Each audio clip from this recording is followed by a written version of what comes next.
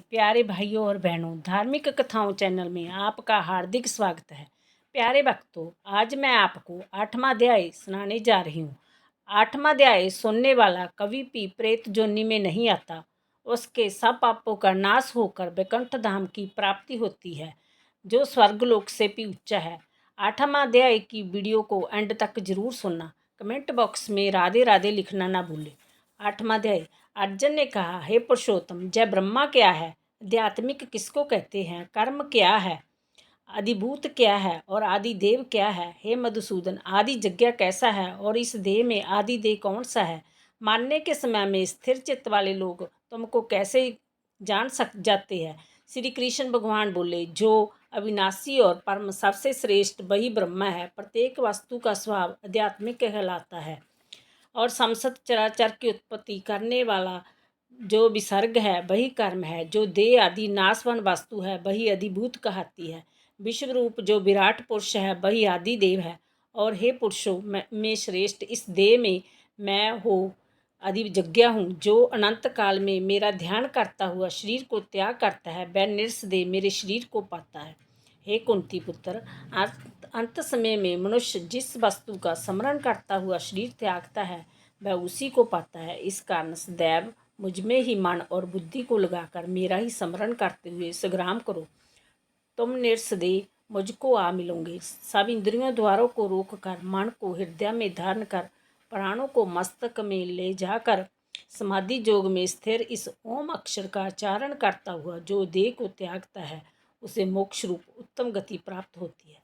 हे पार्थ, मुझ में ही मन लगाकर नित्य प्रति जो मेरा स्मरण करते हैं, उन सदैव स्मरण करने वाले जोगियों को मैं बहुत सुलभ रीति से प्राप्त हो जाता हूँ। मुझको प्राप्त होने पर सिद्धि को प्राप्त करने वाले महात्मा गण फिर जय जन्म नहीं धारण करते। हे अर्जुन, ब्रह्मालोक पर्यंत जितने लोग हैं वहाँ से लौटना पड़ता है, परंतु मुझ में मिलने से फिर जन्म नहीं होता। हजारों महायुगों का एक दिन होता है और हजारों महायुगों की एक रात्रि ही ब्रह्मा की होती है। जो इन बातों को जानते हैं वह सब ज्ञाता है। ब्रह्मा का एक दिन होने पर सब व्यक्तियों का उदय होता है और रात को उसी में एक हो जाता है। हे पार्थ, समस्त चराचर की वस्तुओं का यही समुदाय दिन में बार बार उत्पन्न होकर रात्रि के आगमन में लीन हो जाता है। इस व्यक्त से परे दूसरा सनातन व्यक्त है, जो इन सब के नष्ट होने पर भी कभी नष्ट नहीं होता। उस व्यक्त को ही अक्षर कहते हैं। वही परम गति है, जिसको प्राप्त करके फिर संसार में नहीं जन्मते। वही मेरा परम धाम है। हे पार्थ, जिसके अंतर्गत सब प्राणी है और जिससे समस्त जगत का विस्तार कर रखा है, वह श्रेष्ठ पुरुष अन्य भक्ति से ही मिलता है। हे भारत, जिस काल में जोगी जन देह छोड़कर फिर नहीं लौटते और जिस काल में लौट जाते हैं, अब वह काल बतलाता हूँ। वह इच्छाधारी जोगी तब देह को त्यागते हैं जब मनुष्यों का दिन होता है। शुक्ल पक्ष चंद्रायण वही पितरों का दिन होता है। कृष्ण पक्ष जो अंधेरा पक्ष वही पितरों की रात्रि होती है। ऐसे उत्तरायण के 6 महीने में ऋतु को प्राप्त हुए ब्रह्मा आदि को प्राप्त होते हैं। कृष्ण पक्ष दक्षिणायन में 6 महीने इनके मध्यागमन करने वाले चंद्रमा की ज्योति को पहुँचाते हैं और लौट आते हैं। संसार को नित्य चलाने वाली शुक्ल और कृष्ण नाम की 2 गतियाँ हैं। एक से आने पर लौटना पड़ता है, दूसरी से फिर लौटना नहीं होता।